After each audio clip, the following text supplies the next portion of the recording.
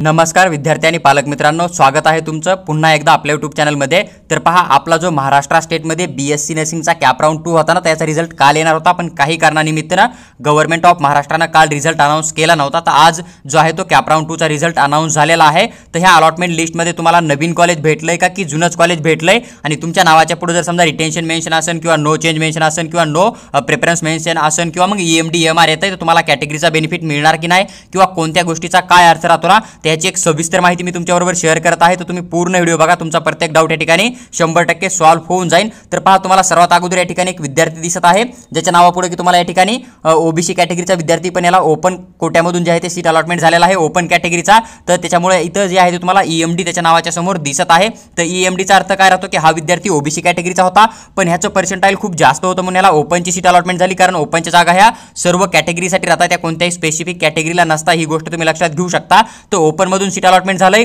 म्हणून या ठिकाणी EMD आहे, म्हणजे ह्या विद्यार्थ्याचा स्कोर खूप जास्त होता म्हणून ह्याला ओपनची जागा भेटली। तर ह्यानं स्वतःची जागा जी आहे ना, ती स्वतःच्या कॅटेगरीच्या कमी स्कोर आल्या विद्यार्थ्याला जी आहे ती डोनेट केली, असा जो आहे तो EMD चा अर्थ होतो। ही पण गोष्ट तुम्ही लक्षात घेऊ शकता। तर पहा, या विद्यार्थ्याला GMC कॉलेज जो आहे तो नागपूरचा भेटला होता, आणि या ठिकाणी RET मेन्शन आहे, म्हणजे राऊंड 1 मध्ये या विद्यार्थ्याला जो आहे तो GMC नागपूर जो आहे तो या ठिकाणी अलॉटमेंट झालता नर्सिंगसाठी। आणि ह्या विद्यार्थ्यानं राऊंड 1 च्या फिजिकल जॉईनिंगच्या डेटमध्ये त्या ठिकाणी जाऊन ते आहे ते स्वतःचा रिटेन्शन फॉर्म फिल करून तिथून डिग्री कंटिन्यू करायचा निर्णय घेतला होता, म्हणजे त्या कॉलेजमध्ये राऊंड 1 मध्ये आपला ऍडमिशन कन्फर्म केलं म्हणून तुम्हाला विद्यार्थ्याच्या नावासमोर जे आहे ते रिटेन्शन असं मेन्शन केलेलं दिसत आहे। नंतर तुम्ही थोडं बघितलं अलॉटमेंट लिस्टला, तर तुम्हाला सेकंड पण एक फिमेल स्टुडंट दिसत आहे जो की ओपन कॅटेगरीचा आहे, आणि त्याला ओपन कॅटेगरीच्या वुमन कोट्यामधून अलॉटमेंट झालेला आहे, आणि कॉलेज ऑफ नर्सिंग मुंबईचं मिळालेलं आहे। आणि या ठिकाणी पण तुम्हाला RET दिसतं, म्हणजे ह्या विद्यार्थ्यानं पण या ठिकाणी जे आहे ते आपला रिटेन्शन फॉर्म फिल केलेला आहे, म्हणजे हा पण विद्यार्थी तोच आहे की त्याला राऊंड 1 मध्ये सीट अलॉटमेंट झालं आणि त्याने त्या ठिकाणी आपला रिटेन्शन फॉर्म देऊन त्या ठिकाणी त्याच कॉलेजमधून डिग्री कंप्लीट करण्याचा निर्णय घेतला होता। तुम्हाला जो 3rd नंबरचा विद्यार्थी दिसतो ना या ठिकाणी,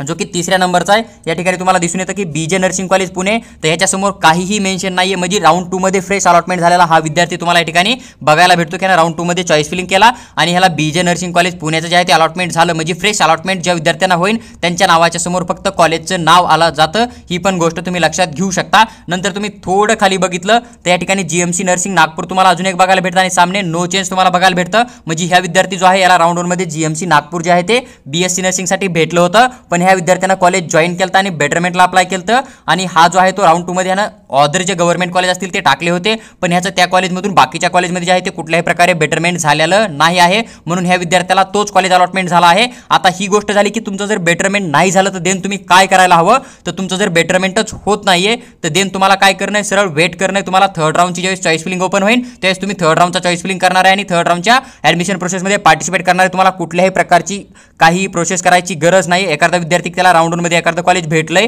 आणि राऊंड 2 च्या अलॉटमेंट लिस्टमध्ये नो चेंज जर येत असेल, म्हणजे तुमचं बेटरमेंट झालेलं नाहीये। जर तुमचं राऊंड 2 मध्ये बेटरमेंट झालं नाही तर तुम्हाला कुठलीही प्रोसेस करणं नाहीये, तुम्हाला सरळ वेट करणं आहे 3rd राऊंडचा, आणि 3rd राऊंडची चॉईस फिलिंग करून मग 3rd राऊंड मध्ये तुम्हाला जे आहे ते पार्टिसिपेट करणं आहे। ही गोष्ट लक्षात घेऊ शकता। किंवा जसं की तो BJ नर्सिंग कॉलेज पुणेचा भेटला ना, तो विद्यार्थ्याला फ्रेश अलॉटमेंट झालं। जर तुम्हाला फ्रेश अलॉटमेंट झालं तर तुमच्यासोबत या ठिकाणी 2 कंडिशन बनताय। एक तर तुम्ही कॉलेजला जॉईन करू शकता, कॉलेजला जॉईन करून तुमची सीट तुम्ही बुक करू शकता आणि नंतर बेटरमेंटला जाऊन 3rd राऊंड मध्ये पार्टिसिपेट करू शकता, किंवा जो कॉलेज तुम्हाला भेटलाय त्या ठिकाणी तुम्ही तुमचा रिटेन्शन फॉर्म फिल करून त्याच कॉलेजमधून तुम्ही तुमची डिग्री पण कंटिन्यू करू शकता। ही पण गोष्ट लक्षात घेऊ शकता। किंवा मग अजून एक तुमचा या ठिकाणी डाऊट असा येतो की तुम्हाला जर समजा फ्री एक्झिट घेणे तर तुम्ही फ्री एक्झिट घेऊ शकता, पण तुमची सीट बुक राहत नाही। ही पण गोष्ट तुम्ही लक्षात घेऊ शकता। तुम्ही काहीही प्रोसेस न करता डायरेक्ट 3rd राऊंडला पण एलिजिबल राहून जाल, पण तुम्हाला कुठल्याही प्रकारे त्या ठिकाणी सीट बुक केली जाणार नाही। ही पण गोष्ट तुम्ही लक्षात घेऊ शकता।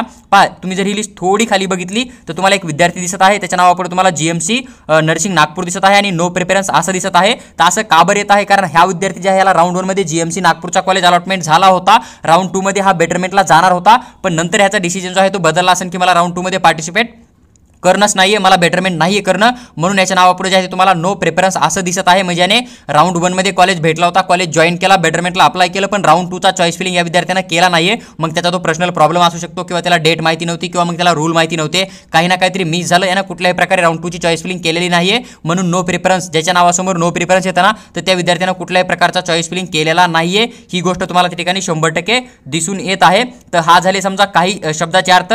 बाकी तुम्हाला या ठिकाणी EMR दिसत आहे, जसं की तुम्हाला या ठिकाणी EMR दिसत आहे ना ओबीसी नावासमोर, जसं की एक मी तुम्हाला फर्स्ट विद्यार्थी सांगितला ओबीसीचा होता, त्याच्या नावासमोर EMD होतं, म्हणजे त्यानं सीट डोनेट केली आणि या ठिकाणी ओबीसी विद्यार्थी समजा आणि याच्यासमोर तुम्हाला EMR दिसतं. आता EMR म्हणजे काय ना, ज्यानं डोनेट सीट केला त्या विद्यार्थ्याचा उरलेला कॅटेगरीचा सीट जो आहे तो खाली ह्या विद्यार्थ्यानं रिसीव्ह केला, म्हणजे तुम्हाला ऑदर विद्यार्थ्याला तुमच्या कॅटेगरीच्या ओपनचा सीट भेटला आणि त्याची जी उरलेली जागा आहे ना, ती जागा ज्यावेळेस तुम्हाला अलॉटमेंट होते ना कॅटेगरीमधून, तर त्यावेळेस तुमच्या नावाच्या समोर EMR असं मेन्शन राहतं. ही पण गोष्ट तुम्ही लक्षात घेऊ शकता. तर पहा हा एक अलॉटमेंट लिस्ट होता जो की रिलीज झालेला होता. आणखी ज्या विद्यार्थ्याच्या नावासमोर समजा चॉईस नॉट अवेलेबल आहे ना, तर त्या विद्यार्थ्याला कुठल्याही प्रकारे कॉलेज अलॉटमेंट झालं नाहीये, त्याचा अर्थ तोच होतो. जसं की या ठिकाणी तुम्हाला एक विद्यार्थी दिसत आहे ओबीसी कॅटेगरीचा, तर चॉईस नॉट अवेलेबल दिसत आहे, म्हणजे तुम्ही जेवढे कॉलेज टाकले होते त्या कॉलेजमध्ये तुमचा कट ऑफ जो आहे तो बसलेला नाहीये, म्हणजे तुम्हाला कुठल्याही प्रकारचे जे आहे त्या ठिकाणी सीट अलॉटमेंट झालेलं नाही आहे. ही पण गोष्ट तुम्ही लक्षात घेऊ शकता. म्हणून तुमच्या नावासमोर जे आहे ते चॉईस नॉट अवेलेबल असं मेन्शन होऊन येत आहे.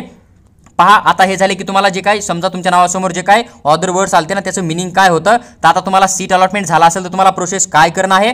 जर तुम्हाला सीट अलॉटमेंट झालं तर तुम्हाला या ठिकाणी 8/9/2024 अप टू 5:30 PM तक तुम्हाला कॉलेजमध्ये जाऊन त्या ठिकाणी जॉईनिंग करून एक तर बेटरमेंटला अप्लाय करणं आहे, किंवा तुम्ही त्या कॉलेजला जॉईन करून तुमचा रिटेन्शन फॉर्म त्या ठिकाणी 100% भरून तुमचं ॲडमिशन कन्फर्म करू शकतात. आणि तुम्हाला जी लास्ट डेट आहे ना रिटेन्शन फॉर्म फिल करायची किंवा कॉलेज जॉईन करायची ती 8/9/2024 अप टू 5:30 PM आहे. सुट्टी जरी असेल तरी त्या दिवशी पण तुम्ही कॉलेजमध्ये जाऊन आपलं ॲडमिशन जॉईन करू शकता, बेटरमेंटला अप्लाय करू शकता, किंवा त्या ठिकाणी जाऊन तुमचा रिटेन्शन फॉर्म फिल करून तुम्ही तुमची डिग्री जी आहे ती कंटिन्यू करू शकता. तुम्हाला सोबत सगळे ओरिजिनल डॉक्युमेंट्स घेऊन जाणं आहे. त्याचबरोबर जी काय कॉलेजची कॅटेगरीनुसार फीस असेल ना ती पूर्ण फीस तुम्हाला या ठिकाणी घेऊन जाणं कंपल्सरी आहे. ही पण गोष्ट तुम्ही लक्षात घेऊ शकता. तुम्ही अलॉटमेंट लेटर डाउनलोड करू शकता. मी राऊंड 1चा जो अलॉटमेंट लेटर कसं डाउनलोड करायचा ना तो व्हिडिओ टाकला आहे. तुम्ही चॅनलच्या प्लेलिस्टमध्ये जाऊन BSc नर्सिंग चेक करू शकता. तिथे तुम्हाला अलॉटमेंट लेटरची लिंक पण भेटून जाईल, तर तुम्ही त्या लिंकनुसार पण अलॉटमेंट लेटर जे आहे ते डाउनलोड करू शकता, किंवा टेलिग्राम ग्रुप जॉईन करा. मी तिथं पण तुम्हाला अलॉटमेंट लेटर कसं डाउनलोड करायचं ना त्याची पण लिंक 100% देऊन टाकल. तर पहा तुम्हाला 8/9/2024 पर्यंत जेवढे काय ओरिजिनल डॉक्युमेंट राहतील, जी काय कॅटेगरीनुसार फीस राहील ना ती पूर्ण टोटल फीस घेऊन तुम्हाला कॉलेजमध्ये जाऊन एक तर जॉईन करून बेटरमेंटला अप्लाय करून थर्ड राऊंडची चॉईस फिलिंग करून तुम्ही थर्ड राऊंडला पार्टिसिपेट करू शकता, किंवा तुम्ही जे आहे ते डायरेक्ट कॉलेजमध्ये रिटेन्शन फॉर्म फिल करून तुमचं त्या ठिकाणी ॲडमिशन तुम्ही कन्फर्म करू शकता. पण ज्या विद्यार्थ्याच्या नावासमोर समजा नो चेंज झालेला आहे, म्हणजे तुमचं बेटरमेंटच झालेलं नाही ना, तर अशा विद्यार्थ्याला कुठल्याही प्रकारे काहीही प्रोसेस करायची गरज नाही. तुम्हाला डायरेक्ट थर्ड राऊंडच्या चॉईस फिलिंगचा वेट करणं आहे.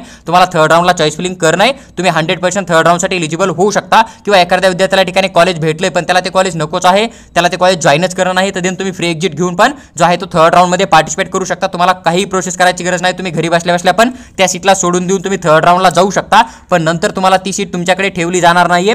थर्ड राऊंडमध्ये जर समजा कोणी जास्त स्कोरवाला विद्यार्थी त्या कॉलेजला पार्टिसिपेट करेल तर देन ती सीट तुम्हाला न अलॉटमेंट करता दुसऱ्या विद्यार्थ्याला पण अलॉटमेंट केली जाऊ शकते. ही पण गोष्ट तुम्ही लक्षात घेऊ शकता. पण जर तुम्ही कॉलेज जॉईन केला आणि नंतर बेटरमेंटला अप्लाय केला तर तुम्ही जॉईन केलेली सीट ही तुमची कन्फर्म सीट राहते. ती सीट कुठल्याही विद्यार्थ्याला दिली जात नाही. मग तो विद्यार्थी किती पण हाय स्कोरवाला का असाना, ही गोष्ट पण तुम्ही लक्षात घेऊ शकता. तर पहा जी एक प्रोसेस होती त्याची एक सविस्तर माहिती मी तुमच्याबरोबर शेअर केली आहे. व्हिडिओ आवडला असेल तर लाईक करा आणि चॅनलला सबस्क्राईब करून आमच्यासोबत जोडून राहा.